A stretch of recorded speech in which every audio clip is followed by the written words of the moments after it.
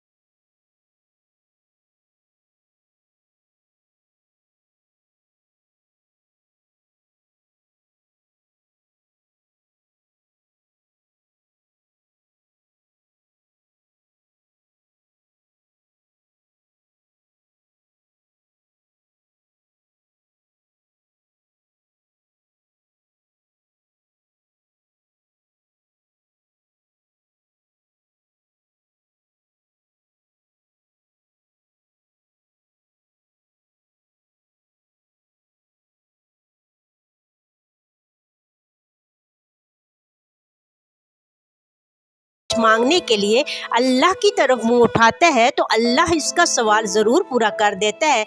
या तो इसकी मुराद पूरी हो जाती है या अल्लाह इसके लिए इसकी मांगी हुई चीज़ को आखिरत के लिए जमा फरमा देता है। क़यामत के दिन अल्लाह एक बंदा मोमिन को अपने हजूर तलब फरमाएगा और इसको अपने सामने खड़ा करके पूछेगा, ऐ मेरे बंदे, मैंने तुझे दुआ करने का हुक्म दिया था और ये वादा किया था कि मैं तेरी दुआ को कबूल करूँगा, तो क्या तूने दुआ मांगी थी? वो कहेगा, ऐ मेरे रब, मांगी थी। फिर اللہ فرمائے گا تو نے مجھ سے جو دعا بھی مانگی تھی میں نے وہ قبول کی، کیا تو نے فلاں دن یہ دعا نہ کی تھی کہ میں تیرا رنج و غم دور کر دوں جس میں تو مبتلا تھا اور میں نے تجھے اس رنج و غم سے نجات بخشی تھی؟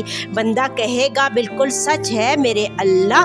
پھر اللہ فرمائے گا وہ دعا تو میں نے قبول کر کے دنیا ہی میں نے تیری آرزو پوری کر دی تھی، اور فلاں روز پھر تو نے دوسرے غم میں مبتلا ہونے پر دعا کی، اے خدایا اس مصیبت سے نجات دے، مگر تو نے اس رنج و غم سے نجات نہ پائی اور برابر اس میں مبتلا رہا۔ وہ کہے گا بے شک پروردگار تو خدا فرمائے گا میں نے اس دعا کے عوض جنت میں تیرے لیے طرح طرح کی نعمتیں جمع کر رکھی ہیں، اور اسی طرح دوسری حاجتوں کے بارے میں بھی دریافت کر کے یہی فرمائے گا۔ پھر نبی کریم صلی اللہ علیہ وآلہ وسلم نے فرمایا بندہ مومن کی کوئی دعا ایسی نہ ہوگی جس کے بارے میں اللہ یہ بیان نہ فرما دے کہ یہ میں نے دنیا میں قبول کی اور یہ تمہاری آخرت کے لیے ذخیرہ کر کے رکھی۔ اس وقت بندہ مومن سوچے گا کاش میری کوئی دعا بھی دنیا میں قبول نہ ہوتی۔ اس لیے بندے کو ہر حال میں دعا مانگتے رہنا چاہیے۔ دعا مانگتے وقت ظاہری آداب، طہارت، پاکیزگی کا پورا خیال رکھیے اور قلب کو بھی ناپاک جذبات، گندے خیالات اور بیہودہ خیالات سے پاک رکھیے۔ قرآن میں ہے بے شک اللہ کے محبوب بندے وہ ہیں جو بہت زیادہ توبہ کرتے ہیں اور نہایت پاک و صاف رہتے ہیں۔ سورہ مدثر میں ہے اور اپنے رب کی کبریائی بیان کیجئے اور اپنے نفس کو پاک رکھیے۔ دوسروں کے لیے بھی دعا کیجئے لیکن ہمیشہ اپنی ذات سے شروع کیجئے، پہلے اپنے لیے دعا مانگیے پھر دوسروں کے لیے۔ قرآن پاک میں حضرت ابراہیم علیہ السلام اور حضرت نوح علیہ السلام کی 2 دعائیں نقل کی گئی ہیں جن سے یہی سبق ملتا ہے۔ سورہ ابراہیم، اے میرے رب مجھے نماز قائم کرنے والا بنا اور میری اولاد کو بھی، پروردگار میری دعا قبول فرما اور میرے والدین اور سارے مسلمانوں کو اس دن معاف فرما دے جب کہ حساب قائم ہوگا۔